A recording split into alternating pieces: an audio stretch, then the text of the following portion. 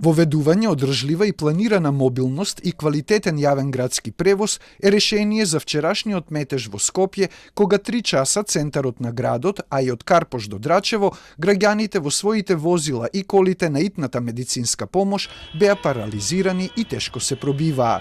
За универзитетскиот професор Никола Крстановски потребно е воведување алтернативни видови транспорт за сметка на автомобилите. Тоа значи директно и многу јасно кажано обесхрабрување на употребата на автомобилот во градот како превозно средство и охрабрување и поддршка и градење на квалитетни алтернативни видови на превоз. Пред се јавен градски превоз, велосипед, системи за изнемување разни на возила и така натаму. Значи еколошки, одржливи видови на превоз во градовите.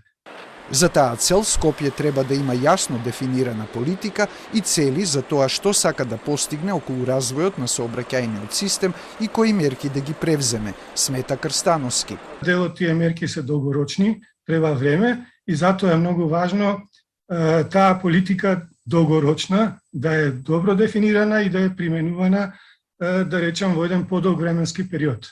На оваа фотографија се гледа кога на отворен ден на град Скопје во 2018 година граѓаните се запознаа со работата на Центарот за управување и контрола на сообраќајот, чиј систем инсталиран на 92 крстосници со семафори во Скопје собира податоци за бројот на возила и за состојбата во сообраќајот во реално време.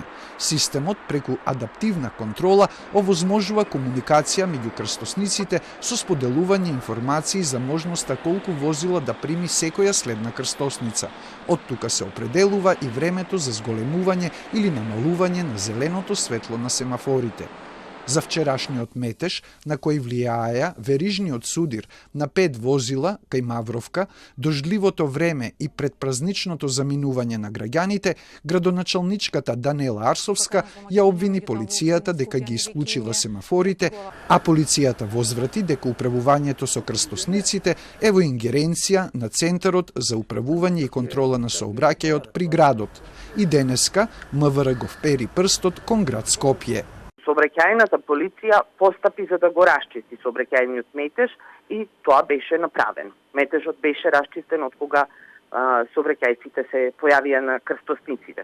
Семафор во исто време не може да работи кога има сообраќаец на улица. Поради тоа што веќе беше направен метежот, претпоставувам ради несоодветно контролирање на системот, поради тоа сообраќајните полицајци мора да излезат на терен. За прозивката од МВР дека службите на град Скопје вчера не биле на висина на задачата и што ќе превземат за подобрување на сообраќајот, иако побаравме, денеска не добивме одговори од град Скопје.